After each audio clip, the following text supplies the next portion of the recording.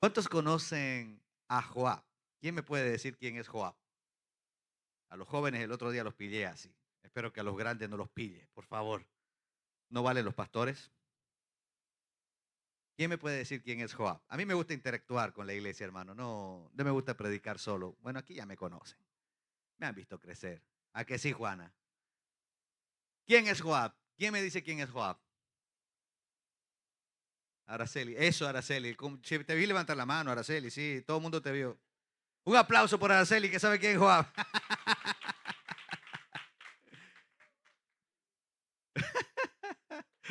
No te preocupes. Joab era general del ejército de David. Joab tenía dos hermanos. Uno era Asael y el otro era Abisai. Asael fue eliminado por él mismo, básicamente, cuando se le ocurrió perseguir a Agner. Y Agner le dijo, mira, ve y busca a uno de los jóvenes, porque conmigo no vas a poder. Y Agner corría delante de Abisai. Y en una de esas se cansó Agner, se frenó, solamente puso la lanza y Abisai se atravesó solo con la lanza. Pero, perdón, Asael. Y ahí murió Asael. A estos tres, sobre todo a Joab y Abisai, los conocemos como los hijos de Sarbia, unos buenos hombres. Amén. ¿Quién dijo amén? Eran grandes guerreros. Ahí sí puedes decir amén, porque eran grandes guerreros. Pero hombres de ejemplo. Es más, David les dijo, nunca esté el consejo de los hijos de Sarbia acerca mío, porque realmente son unos, parafraseo, son unos sanguinarios. Tramaron de una manera muy ruin matar a Agner en venganza por lo de Asael. Lo engañaron y lo asesinaron. Y claro, David cuando se enteró, se dio cuenta de la pérdida que había sido Agner para todo Israel. Porque Agner fue un buen general. Fue un hombre que supo estar en el lugar que le correspondía. El problema es que le correspondió estar al lado de Saúl y en contra de David, pero fue fiel al lugar que tenía que estar. Pero no quiero hablar de eso, básicamente. Solamente para situarnos quiénes son estos dos. Pero hoy, aunque no lo crean, vamos a aprender algo bueno de Joab y Abisai. Joab era un hombre que siendo un hijo de Salvia, Salvia era la hermana de David, siendo un sanguinario, siendo un sinvergüenza, siendo lo que era, tenía ciertos momentos de lucidez espiritual. Por ejemplo, si lees en segunda de Samuel 24, cuando el diablo o Satanás o el enemigo incitó a David para hacer censo sobre Israel, Joab lo frenó. Joab agarra y le dice, David, mi rey, ¿qué estás haciendo? ¿Para qué necesitas hacer esto? Y persuadió a David para que no lo hiciera. Pero David siguió con su cabezonería e hizo lo que hizo. Eso estuvimos hablando un poquito esta mañana en Granada. Pero ahí tuvo Joab un momento de lucidez porque le habló a David con palabras de Dios. Le habló sabiamente y le habló espiritualmente. Hasta el más carnal puede tener su momento de espiritual. Amén. Dile al que tiene a tu lado, ¿has visto? Y vamos a leer Segunda de Samuel capítulo 10. Perdón, ustedes ya están ahí, pero yo no.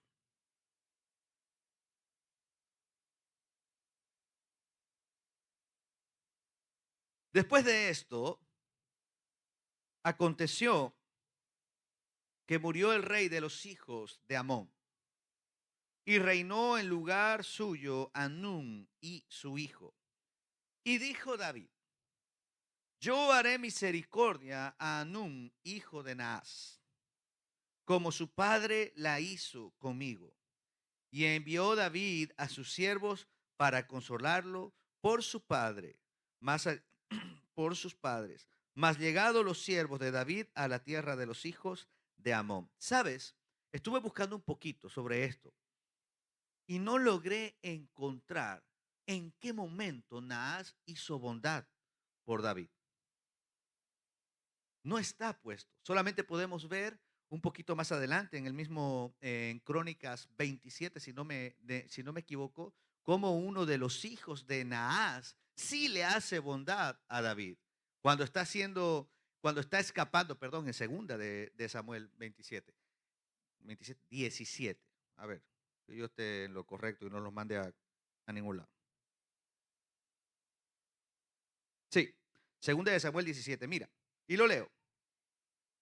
Luego llegó David a Mahanaín, y Sobi, hijo de Naas, de Raba, de los hijos de Amón, Maquir, hijo de Amiel, y Lodebar, de Barzil, Galadita, de Rogelín. Trajeron a David y al pueblo que estaba con él camas, tazas, vasijas de barro, trigo, etcétera, etcétera, etcétera. Él sí le hizo bondad a David y era uno de los hijos de Naas. Quizás en algún momento, cuando David también estaba huyendo, en ese momento David estaba huyendo de Absalón, su hijo. Quizás cuando David estaba huyendo de Saúl, en algún momento se encontró en la misma situación con Naas y Naas hizo lo mismo con él. Y David no se olvidó quizás de ese momento, aunque no te puedo decir que fue así porque no está corroborado, pero déjame imaginármelo, porque si dice la palabra que que Naas le hizo bondad, es porque Naas le hizo bondad, aunque Amón era enemigo de Israel. Y vamos a seguir leyendo. Versículo 3. Los príncipes de los hijos de Amón dijeron a Anún, su señor: ¿te parece que por honrar David a tu padre te ha enviado consoladores? ¿No ha enviado David sus siervos a ti para reconocer e inspeccionar la ciudad para destruirla? Sienten el espíritu de este consejo, ¿no? Se dan cuenta cómo estos jóvenes están aconsejando al nuevo rey. Le está pasando un poquito como, se me olvidó el nombre del hijo de Absalón. A ver, no era Adonías. El hijo de Absalón, que después, de Salomón. Ay, no me acordé del nombre de este tipo. Debe ser tacaño. ¿Se acuerdan cuando vienen los ancianos y le dice, tu padre fue duro con el pueblo en sus últimos días? Tú sé suave, gánate su corazón, gánate la aprobación del pueblo. Y vienen los jóvenes y le dicen, no, tú tienes que ser peor que tu padre. Y después la frase de él, si mi padre fue duro, uno de mis dedos va a ser peor que el de mi padre. Más o menos aquí le está pasando lo mismo a este joven rey que acaba de subir al trono. Versículo 4. Entonces Anún tomó los siervos de David, les rapó la mitad de la barba, les cortó los vestidos por la mitad hasta las nalgas y los despidió. Hacerle esto a un judío era una gran ofensa. La barba era símbolo de virilidad. La barba era símbolo de fuerza. La barba era importante para el judío. Y no solo es que le hubieran quitado la barba y lo dejaron lampiño, no, le quitaron la mitad de la barba. Era doble ofensa todavía. Y los mandó prácticamente desnudos de vuelta. Estaban pagando mal por bien.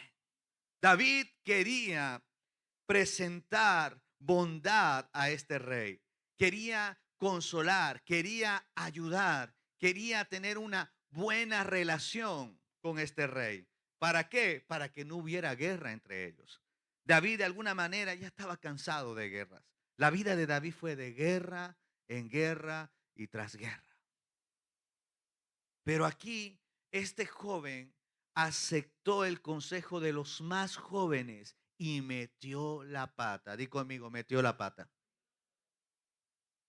Porque ahora se va a tener que enfrentar a los temibles hijos de Sarvia. Ah, sonó bien. Si me ponían una música de fondo, quedaba mejor.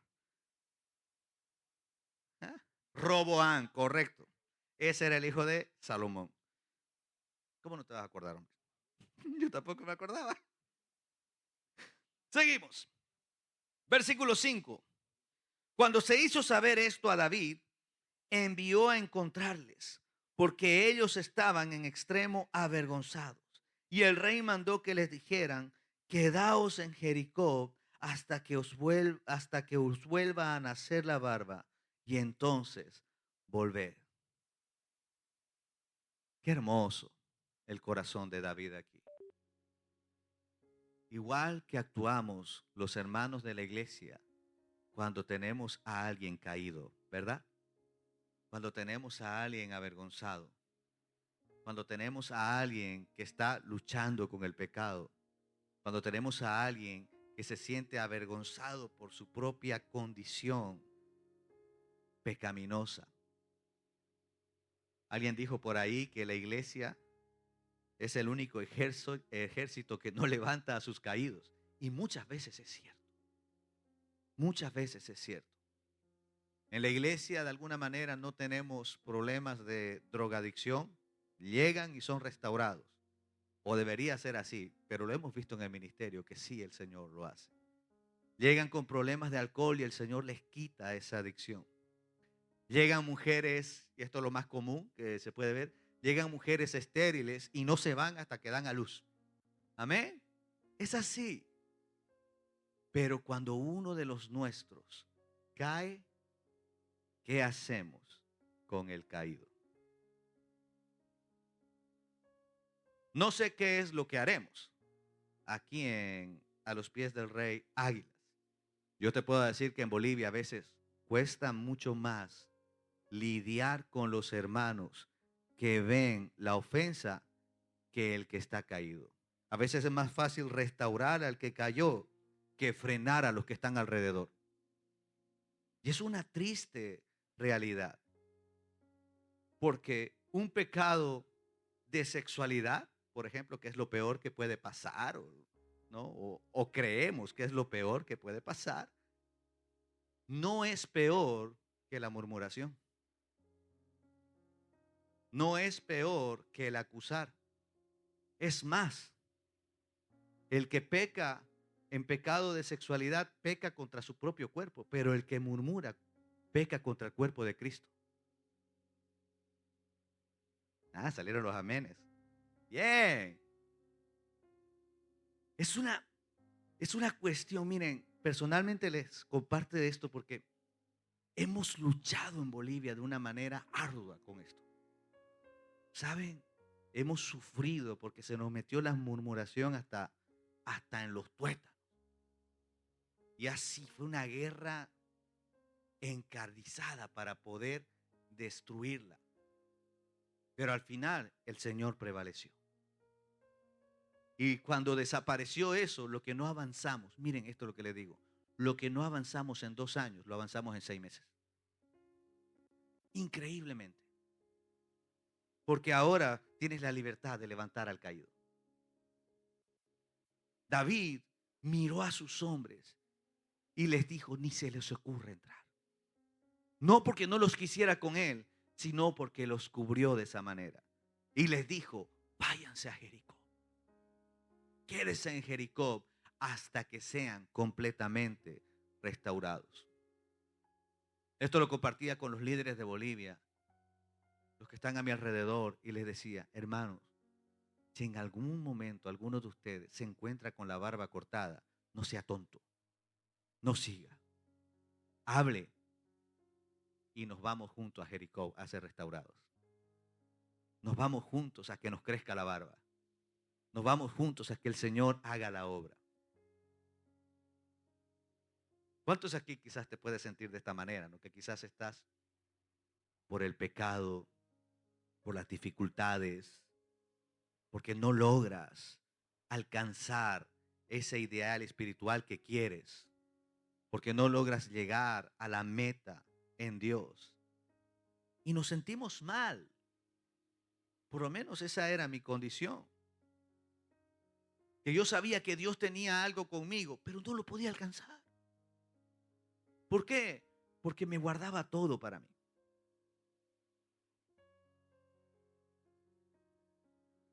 Lo bueno de estos hombres es que volvieron a su casa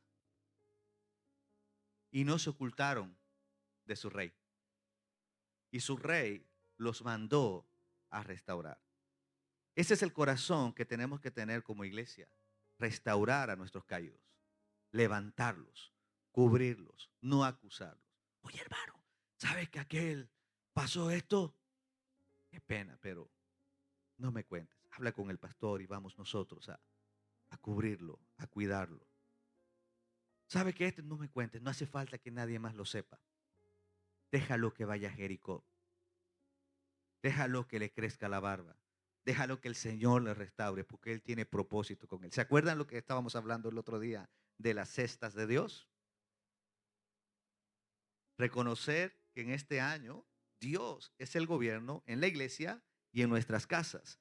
Y todo aquello que entra en esta cesta, que es la iglesia, pertenece a Dios. Pertenece a Dios el que está sirviendo en santidad y pertenece a Dios el caído por su pecado.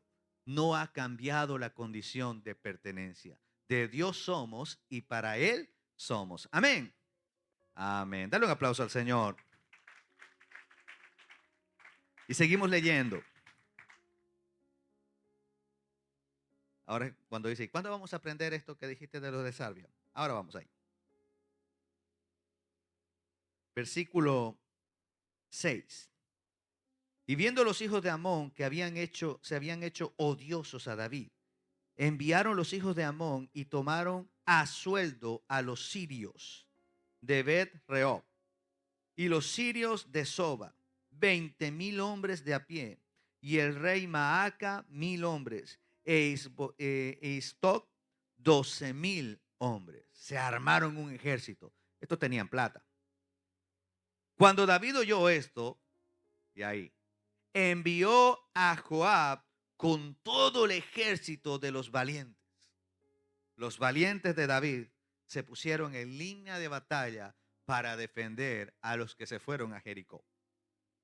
Y saliendo los hijos de Amón, se pusieron en orden de batalla a la entrada de la puerta. Pero los sirios de Soba, de Rehob y Stop y de Maaca estaban aparte en el campo.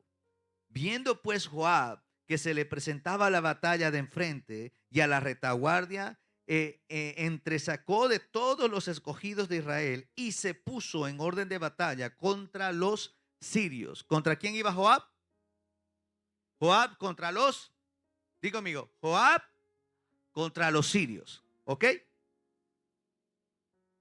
Entregó luego el resto del ejército en mano de Abisai, su hermano, y lo alineó para encontrar a los amonitas. Abisai contra Amón. Dilo conmigo, Abisai contra Amón. Ok. Y dijo, y aquí es donde encontramos la enseñanza. Dile que tienes a tu lado, atento. Y dijo, si los sirios pueden más que yo. Esto es Joab. Tú me ayudarás. Lo vuelvo a decir. Si los sirios pueden más que yo, tú me ayudarás. Vamos a hacerlo así, mira, más bonito. Mira el que tienes a tu lado, mira el que tienes a tu lado. Pero el de la derecha, a ver, sería el de acá, el de este lado, el de la derecha, lo dice. No, pero mira, bueno, yo te lo digo aquí dentro. Y el de la derecha le dice, si los sirios, yo te lo digo a ti, si los sirios pueden más que yo, tú me ayudarás. ¿Seguimos leyendo un poquito más?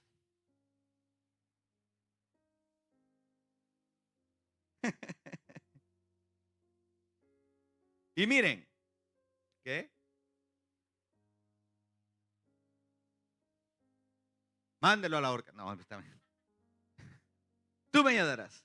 Y si los hijos de Amón pudieren más que tú, yo te daré ayuda. Entonces ahora cuando le contestas, ¿no? Y dice, y si ellos pueden más que tú, yo te ayudaré. Ya se terminó el mensaje, con esto es suficiente. Si lo has entendido hasta aquí, es suficiente. Mira cómo Joab está ahora determinado a ganar la batalla, pero consciente de que posiblemente necesite ayuda. Consciente de que la capacidad militar que tenían no era capaz de poder vencer a todos los sirios y a todo el pueblo de Amón. Cómo los sirios se habían puesto por un lado y cómo Amón se había puesto por el otro. Y cuando vio eso dijo, si vamos juntos, unos nos dan por detrás, los otros por delante y aquí hemos llegado. Una estrategia de guerra que en la Biblia hemos visto varias veces, pero no separada en dos ejércitos, sino en tres. La utilizó Saúl contra estos mismos, contra los amonitas. Luego David también la utilizó. Luego la utilizaron contra el mismo Saúl. Y cada vez que utilizaban esta estrategia de guerra, el ejército que lo hacía ganaba. Vencía. Pero en este caso, Joab se determinó en su corazón a decir, puede que necesite ayuda. Pregunto, ¿te has determinado en tu corazón en algún momento decir, necesito ayuda? Muy pocas veces, en el poco tiempo que estoy en el ministerio, he escuchado estas palabras de un hermano de la iglesia. Pastor, necesito ayuda. Normalmente terminas tú yendo a él diciendo, ¿no te das cuenta que necesitas ayuda? Y muchas veces te dicen, no. Y lo miras así, ¿no te das cuenta que necesitas ayuda? Porque muchas veces el orgullo y la soberbia es más fuerte que la propia condición. ¿Alguno de aquí necesitamos ayuda? Yo sí.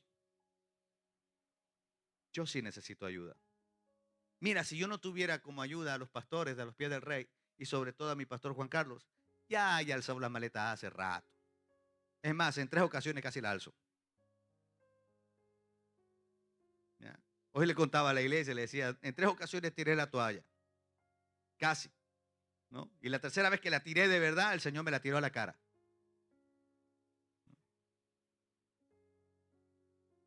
Necesitamos ayuda. Joab le estaba diciendo a su hermano, no me pierdas de vista. Necesito ayuda. No te voy a perder de vista porque también la necesitas. ¿Podemos leer un poquito más? Hasta las 10 tenemos, me dijiste, ¿no? Ya me emocioné. Dije que cortito, pero ya me emocioné.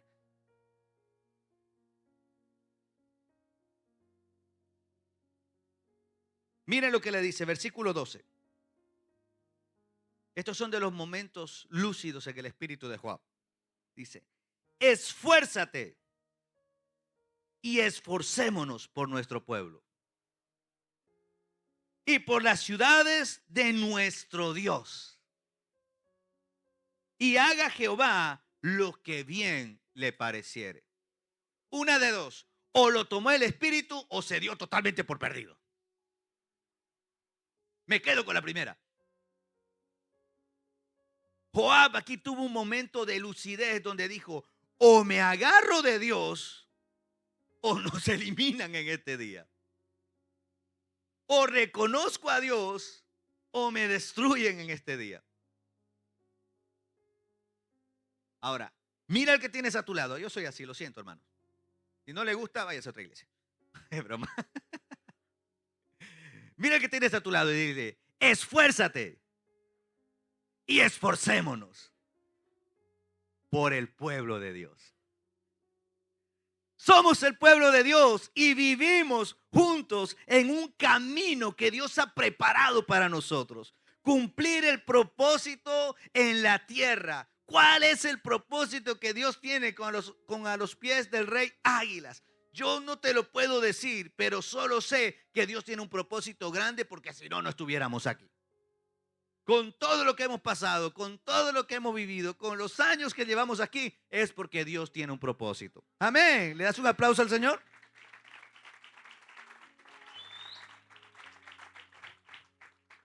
Pero tenemos que esforzarnos juntos. Esta es una batalla que se tiene que ganar en unidad, aunque seamos dos los que peleemos. Eran dos generales y eran muchos los que estaban con él. Y el pueblo lo siguió. Joab y Abisai eran terribles de alguna manera, pero todo Israel sabía que eran unas fieras peleando. Y si ellos iban delante, difícilmente llegarían hasta los de atrás. Abisai fue aquel que cuando David estaba peleando contra uno de los hermanos de Goliat, y cuando vio que estaba a punto de matarlo, apareció Abisai y lo mató. Y no dice que peleó un montón, no, apareció y lo mató. Era tremendo guerrero Abisai. Joab, todo el mundo temblaba cuando escuchaban el nombre de Joab. Eran diestros guerreros.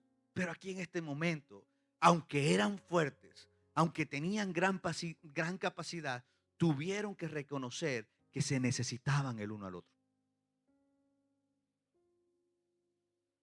Nosotros, hermanos, tenemos que reconocer que nos necesitamos los unos a los otros. No sé quién llama a este teléfono, si nadie tiene el número, no existe.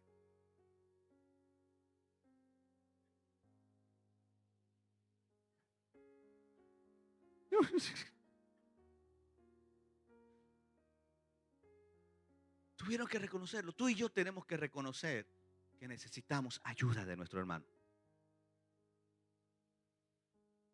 Jesús los enviaba de dos en dos, no lo enviaba solito. Jesús dejó apóstoles, no un apóstol. Necesitamos de nuestro hermano. Cuando tú reconoces que necesitas de tu hermano, fortaleces la iglesia. Cuando tú reconoces que necesitas ayudas, fortaleces la casa de Dios. Cuando tú reconoces que necesitas ayuda de tus hermanos, la iglesia se hace fuerte porque comenzamos a caminar como un solo hombre. ¿Me permites que hagamos un poquitín más? Mire lo que pasó. Y se acercó Joab y el pueblo que estaba con él para pelear contra los sirios. Mas ellos huyeron delante de él. Entonces los hijos de Amón, viendo que los sirios se habían huido, huyeron también ellos delante de Abisai y se refugiaron en la ciudad. Se volvió pues Joab de luchar contra los hijos de Amón y vino a Jerusalén. Pero los sirios, viendo que habían sido derrotados por Israel, se volvieron a reunir. Diga conmigo, orgullo.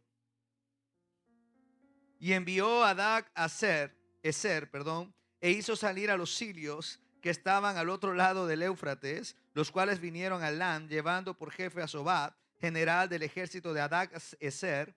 Cuando fue dado aviso a David, reunió a todo Israel y pasando el Jordán vino a Elam, y los sirios se pusieron en orden de batalla contra David y pelearon contra él. Mas los sirios huyeron delante de Israel, y David mató a los sirios, a la gente de 600 carros y a 40,000 hombres de a caballo. Hirió también a Sobat, general del ejército, quien murió allí. Viendo pues todos los reyes que ayudaban a Hadadezer cómo habían sido derrotados delante de Israel, hicieron paz con Israel y le sirvieron. Y de allí en adelante los sirios temieron ayudar más a los hijos de Amón. Dame 5 minutos más y termino.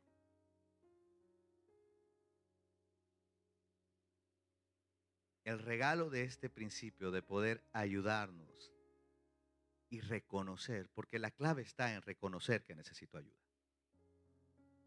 aunque me sienta fuerte. La clave está en reconocer que no puedo caminar solo, aunque me sepa la Biblia de tapa a tapa.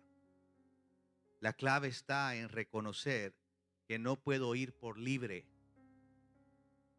aunque tenga la confianza del pastor y la bendición de los líderes. Es reconocer que tienes que caminar con un hermano a tu lado mínimamente. David caminó con Jonatán. Jonatán caminó con David. David, cuando estaba solo, metía la pata. Siguiente capítulo, lo ves mirando lo que no tiene que mirar y destruyendo en él mismo una parte, convertirse en asesino, adúltero y perder a un hijo. Pero estaba solo, no estaba acompañado. Cuando David huyó al pueblo filisteo que allá hizo desastres, él no consultó a nadie. Él tomó su decisión, ni siquiera consultó a Dios. Aunque un pueblo iba con él, él fue solo. Y allá se convirtió en un sanguinario, en un mentiroso, donde Dios lo libró de tener que matar a sus propios hermanos. Pero Amalek le apareció por la espalda. ¿Por qué? Porque iba solo, sin consejo de nadie. Pero cuando David escuchaba la voz de un amigo o de uno de los profetas que estuviera a su lado, como fue Sadoc, como fue Natán, tomaba buenas decisiones. Cuando decide hacer el censo, lo hizo él solo. Pero Joab, que era su general, y aunque él no escuchaba el consejo de Joab, Joab en ese momento le dio un buen consejo. Pero él no escuchó porque iba solo. Cuando caminas solo, erras tu camino. Cuando caminas solo, fallas en tus decisiones. Cuando caminas solo, no puedes acertar en la diana. Cuando caminas solo, no hay crecimiento. Hay un estancamiento. Tenemos que caminar juntos. Aunque nos cueste tragar al hermanito que tenemos al lado. El otro día le decía a mi hijo, nadie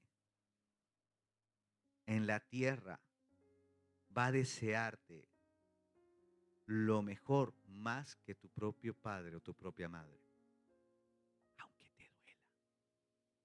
Aunque no estés de acuerdo. Lo mismo pasa cuando estamos como hermanos en la fe, pero bien cimentados en la fe.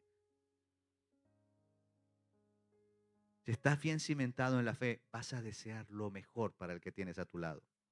Y le vas a decir lo de Dios, aunque le duela, porque quieres lo mejor para él. ¿Y sabes qué hermoso que es esto? Que cuando Dios ve esto en un pueblo, Él es el que sale al campo de batalla y destruye a los enemigos que se levantan en contra de nosotros. Fueron Joab y Abisai los que fueron allí, pero después fue David, el rey, el que destruyó totalmente a los sirios y libertaron a Israel. Amén.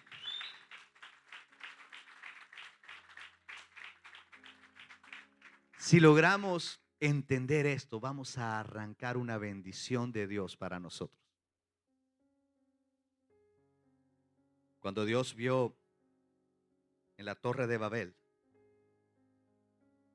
que se juntaron y dice que trabajaban como un solo hombre, estaban de acuerdo.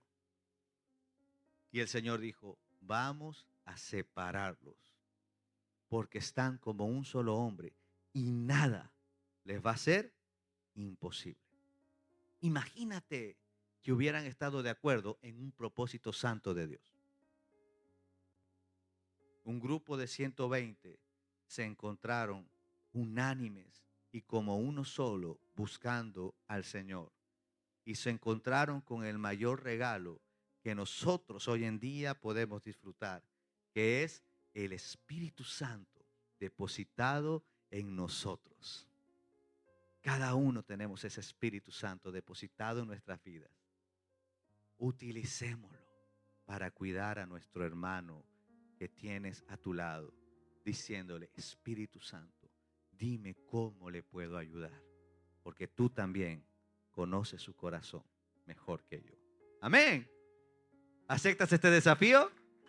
Amén. Padre, gracias, Señor. Gracias, Señor, por tu palabra. Algo tan sencillo, pero tan sumamente poderoso, Dios mío. De poder cuidarnos, amarnos, protegernos, levantar al caído, proteger al desvalido, vestir al desnudo. Padre, que seamos un pueblo que sabemos arroparnos y cuidarnos.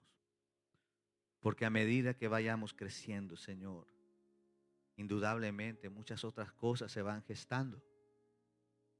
Que sea vista la madurez en nosotros y el carácter de Cristo en nuestras vidas para reflejarlo en nuestros hermanos y cumplir el mandamiento que tú nos dejaste, Jesús. Amaros los unos a los otros como yo os he amado. O de alguna manera podríamos verlo de esta manera: protegeros y cuidaros los unos a los otros como yo os protegí, como yo os cuido y como yo os cuidaré.